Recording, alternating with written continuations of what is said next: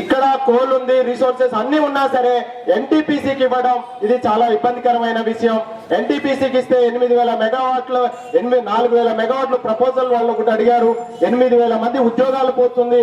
అదే కాకుండా దీని మీద ఎలక్ట్రిసిటీ సెక్టారు రాయల్టీగా పనిచేయదు, ఓన్లీ సర్వీస్ మాత్రం చేస్తుంది. కానీ కమర్షియల్ కాబట్టి 1-2 రూపాయల కంపల్సరిగా మనీ అనేది రిటర్న్ తీసుకుంటుంది. కాబట్టి అది ఎన్టీపీసీ చేయడం కంటే పూర్తిగా తెలంగాణ జెన్కో టేకప్ చేయాల్సిన అవసరం ఎంతైనా ఉంది.